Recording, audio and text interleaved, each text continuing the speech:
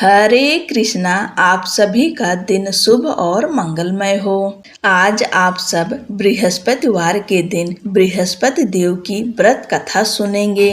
इस पावन व्रत की कथा हमें यह सिखाती है कि मानव जीवन में संयम, भक्ति, सत्य और सदाचार का कितना महत्व है। कथा के प्रत्येक प्रसंग में छिपा है आस्था का संदेश, विश्वास की शक्ति और ईश्वर की वह अनंत दया जो किसी भी भक्त का जीवन बदल सकती है। तो आइए मन को शांत करें, श्रद्धा के दीप जलाएं और बृहस्पति देव की इस पवित्र कथा का मंगल आरंभ करें। ओम ब्रीम बृहस्पतये नमः।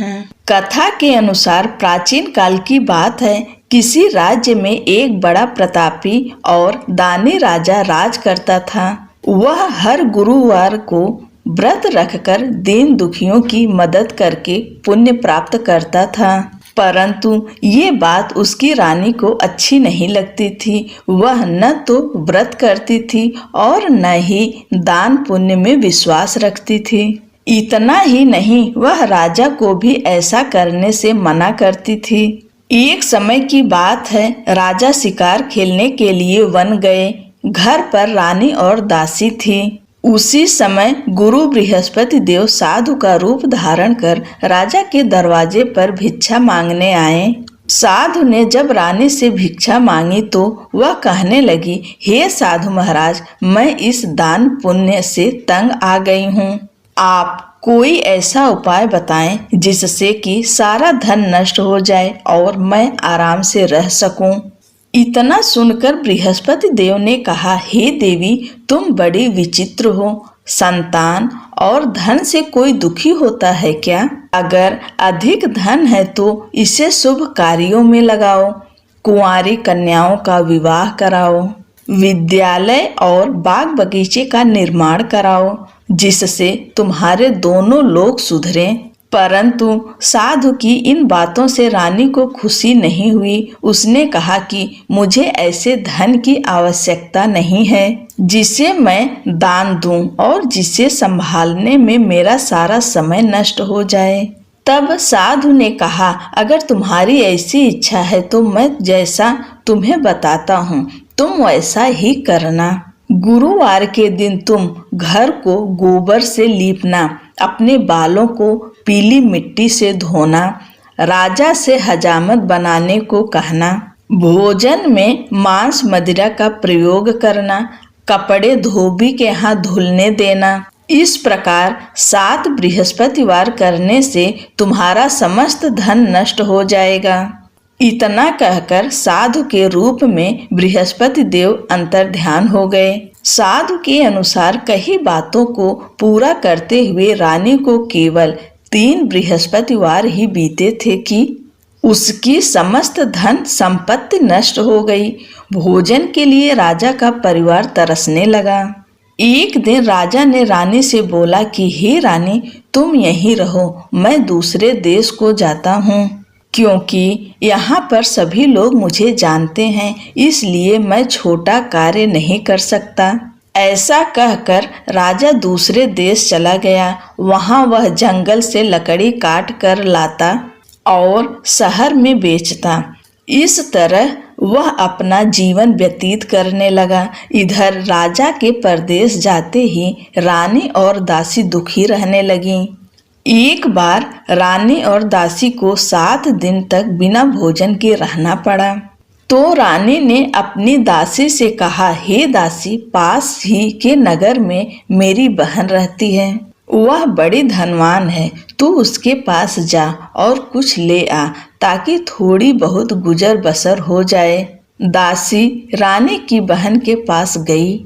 उस दिन गुरुवार था और रानी की बहन उस समय बृहस्पतिवार व्रत की कथा सुन रही थी। दासी ने रानी की बहन को अपनी रानी का संदेश दिया, लेकिन रानी की बड़ी बहन ने कोई उत्तर नहीं दिया। जब दासी को रानी की बहन से कोई उत्तर नहीं मिला तो वह बहुत दुखी हुई और उसे क्रोध भी आया।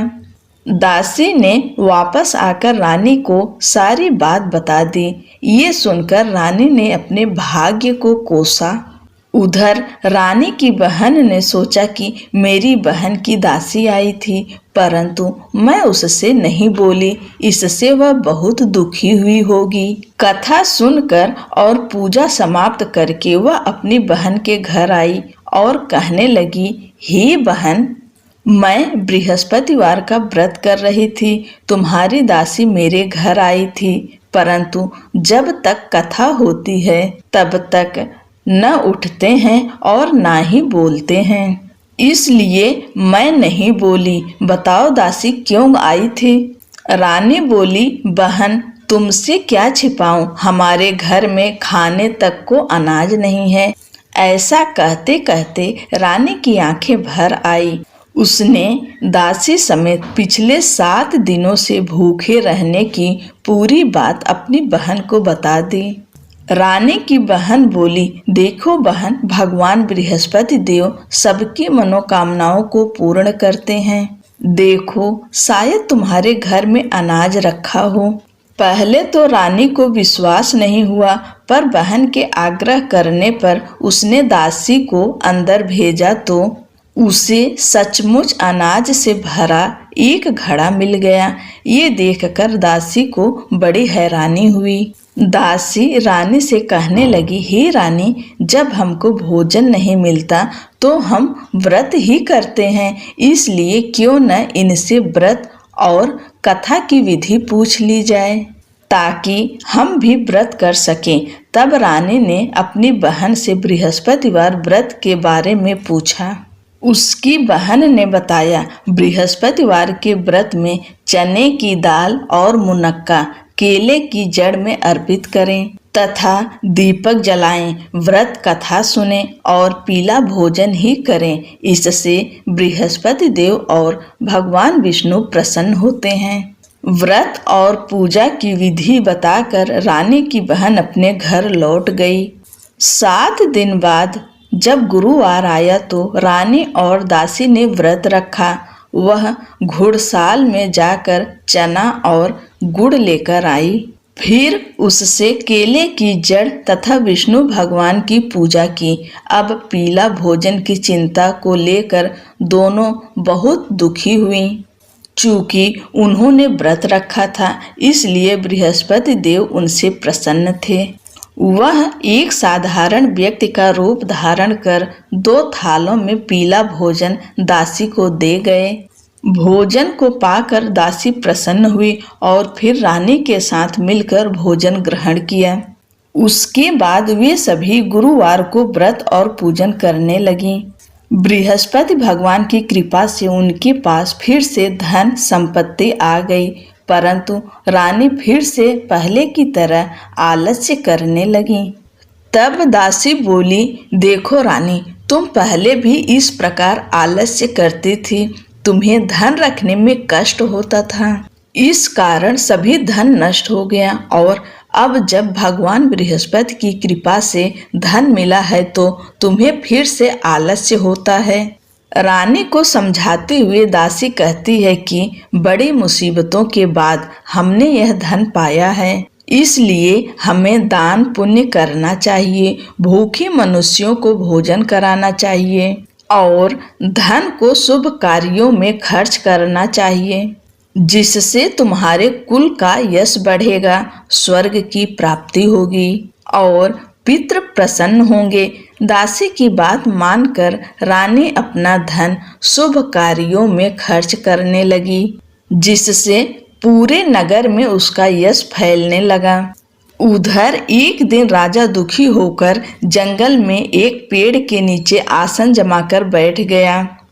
वह अपनी दशा को याद करके व्याकुल होने लगा। बृहस्पतिवार का दिन था। एकाएक उसने देखा कि निर्जन वन में एक साधु प्रकट हुए। वह साधु वेश में स्वयं बृहस्पति देवता थे। लकड़हारे के सामने आकर बोले, हे लकड़हारे, इस सुनसान जंगल में तू इतना चिंता मग्न क्यों बैठा है?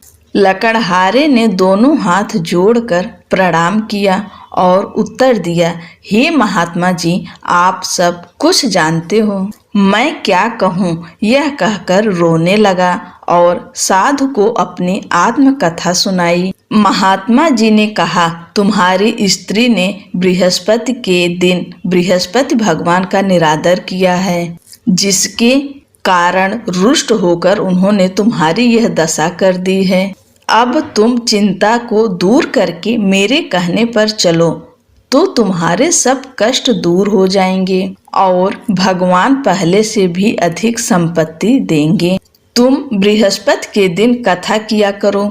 2 पैसे के चने मुनक्का लाकर उसका प्रसाद बनाओ और शुद्ध जल से लोटे में शक्कर मिलाकर अमृत तैयार करो। कथा के पश्चात अपने सारे परिवार और सुनने वाले प्रेमियों में अमृत व प्रसाद बांटकर आप भी ग्रहण करो। ऐसा करने से भगवान तुम्हारी सब मनोकामनाएं पूरी करेंगे। साधु के ऐसे वचन सुनकर लकड़हारा बोला, हे प्रभु, मुझे लकड़ी बेचकर इतना पैसा नहीं मिलता जिससे भोजन के उपरांत कुछ बचा सकूं। मैंने रात्रि में अपनी स्त्री को व्याकुल देखा है। मेरे पास कुछ भी नहीं जिससे मैं उसकी खबर मंगा सकूं। साधु ने कहा, हे लकड़हारे, तुम किसी बात की चिंता मत करो। बृहस्पति के दिन तुम रोजाना की तरह लकड़ियां लेकर शहर को जाओ। तुमको रोज से दुगुना धन प्राप्त होगा, जिससे तुम भली भांति भोजन कर लोगे तथा बृहस्पति देव की पूजा का सामान भी आ जाएगा। इतना कहकर साधु अंतर ध्यान हो गए। धीरे धीरे समय व्यतीत होने पर फिर वही बृहस्पतिवार का दिन आया। लकड़हारा जंगल से लकड़ी काट कर शहर में बेचने गया। उसे उस दिन और दिन से अधिक पैसा मिला। राजा ने चना, गुड़ आदि लाकर गुरुवार का व्रत किया। उस दिन से उसके सभी क्लेश दूर हुए, परंतु जब दोबारा गुरुवार का दिन आया तो बृहस्पतिवार का व्रत करना भूल गया। इस कारण बृहस्पति भगवान नाराज हो गए। उस दिन उस नगर के राजा ने विशाल यज्ञ का आयोजन किया तथा शहर में यह घोषणा करा दी कि कोई भी मनुष्य अपने घर में भोजन न बनावे न आग जलावे। समस्त जनता मेरे यहाँ भोजन करने आवे। इस आज्ञा को जो न मानेगा उसे फांसी की सजा दी जाएगी। इस तरह की घोषणा संपूर्ण नगर में करवा दी गई। राजा की आज्ञा अनुसार शहर के सभी लोग भोजन करने गए, लेकिन लकड़हारा कुछ देर से पहुंचा। इसलिए राजा उसको अपने साथ घर लिवा ले गए और ले जाकर भोजन करा रहे थे तो रानी की दृष्टि उस खूंटी पर पड़ी जिस पर उसका हार लटका हुआ था। वह वहां पर दिखाई नहीं दिया। रानी ने निश्चय किया कि मेरा हार इस मनुष्य ने चुरा लिया है। उसी समय सिपाहियों को बुलाकर उसको कारागार में डलवा दिया। जब लकड़हारा कारागार में पड़ गया और बहुत दुखी होकर विचार करने लगा कि न जाने कौन से पूर्व जन्म के कर्म से मुझे यह दुख प्राप्त हुआ है, और उसी साधु को याद करने लगा जो कि जंगल में मिला था। उसी समय तत्काल बृहस्पति देव साधु के रूप में प्रकट हुए और उसकी दशा को देखकर कहने लगे, अरे मूर्ख, तूने बृहस्पति देव की कथा नहीं करी, इस कारण तुझे दुख प्राप्त हुआ है। अब चिंता मत कर। बृहस्पतिवार के दिन कारागार के दरवाजे पर 4 पैसे पड़े मिलेंगे। उनसे तू बृहस्पति देव की पूजा करना, तेरे सभी कष्ट दूर हो जाएंगे। बृहस्पति के दिन उसे 4 पैसे मिले। लकड़हारे ने कथा कही। उसी रात्रि को बृहस्पति देव ने उस नगर के राजा को स्वप्न में कहा, हे राजा, तुमने जिस आदमी को कारागार में बंद कर दिया है वह निर्दोष है। वह राजा है, उसे छोड़ देना। रानी का हार उसी खूंटी पर लटका है। अगर तू ऐसा नहीं करेगा तो मैं तेरे राज्य को नष्ट कर दूंगा। इस तरह रात्रि के स्वप्न को देखकर राजा प्रातः काल उठा और खूंटी पर हार देखकर लकड़हारे को बुलाकर क्षमा मांगी तथा लकड़हारे को योग्य सुंदर वस्त्र आभूषण देकर विदा कर दिया। बृहस्पति देव की आज्ञा अनुसार लकड़हारा अपने नगर को चल दिया। राजा जब अपने नगर के निकट पहुंचा तो उसे बड़ा आश्चर्य हुआ। नगर में पहले से अधिक बाग, तालाब, कुएं तथा बहुत ही धर्मशाला, मंदिर आदि बन गई है। राजा ने पूछा, यह किसका बाग और धर्मशाला है? तब नगर के सब लोग कहने लगे, यह सब रानी और बांदी के हैं। तो राजा को आश्चर्य हुआ और गुस्सा भी आया। जब रानी ने यह खबर सुनी कि राजा आ रहे हैं तो उन्होंने बांदी से कहा कि हे दासी, देख, राजा हमको कितनी बुरी हालत में छोड़ गए थे। हमारी ऐसी हालत देखकर वह लौट न जाएं, इसलिए तू दरवाजे पर खड़ी हो जा। आज्ञा अनुसार दासी दरवाजे पर खड़ी हो गई। राजा आए तो उन्हें अपने साथ लिवा लाई। तब राजा ने क्रोध करके अपनी रानी से पूछा कि यह धन तुम्हें कैसे प्राप्त हुआ है? तब उन्होंने कहा, हमें यह सब धन बृहस्पति देव के इस व्रत के प्रभाव से प्राप्त हुआ है। राजा ने निश्चय किया कि 7 रोज बाद तो सभी बृहस्पति का पूजन करते हैं, परंतु मैं प्रतिदिन दिन में 3 बार कहानी तथा रोज व्रत किया करूंगा। अब हर समय राजा के दुपट्टे में चने की दाल बंधी रहती तथा दिन में 3 बार कहानी कहता। एक रोज राजा ने विचार किया कि चलो अपनी बहन के यहाँ हो आए। इस तरह निश्चय कर राजा घोड़े पर सवार हो अपनी बहन के यहाँ को चलने लगा। मार्ग में उसने देखा कि कुछ आदमी एक मुर्दे को लिए जा रहे हैं। उन्हें रोक कर राजा कहने लगा, अरे भाइयों, मेरी बृहस्पति देव की कथा सुन लो। वे बोले, लो, हमारा तो आदमी मर गया है, इसको अपनी कथा की पड़ी है। परंतु कुछ आदमी बोले, अच्छा कहो, हम तुम्हारी कथा भी सुनेंगे। राजा ने दाल निकाली और जब कथा आधी हुई थी कि मुर्दा हिलने लग गया और जब कथा समाप्त हो गई तो राम राम करके मनुष्य उठकर खड़ा हो गया। आगे मार्ग में उसे एक किसान खेत में हल चलाता मिला। राजा ने उसे देख और उससे बोले, तुम मेरी बृहस्पतिवार की कथा सुन लो। अरे भैया, किसान बोला, जब तक मैं तेरी कथा सुनूंगा तब तक 4 हरैया जोत लूंगा। जा अपनी कथा किसी और को सुना। इस तरह राजा आगे चलने लगा। राजा के हटते ही बैल पछाड़ खाकर गिर गए तथा किसान के पेट में बड़ी जोर का दर्द होने लगा। उसी समय उसकी माँ रोटी लेकर आई। उसने जब यह देखा तो अपने पुत्र से सब हाल पूछा और बेटे ने सभी हाल कह दिया। तो बुढ़िया दौड़ी दौड़ी उस घुड़सवार के पास गई और उससे बोली कि मैं तेरी कथा सुनूंगी, तू अपनी कथा मेरे खेत में चलकर ही कहना। राजा ने बुढ़िया के खेत पर जाकर कथा कही, जिसके सुनते ही वह बैल उठ खड़े हुए तथा किसान के पेट का दर्द भी बंद हो गया।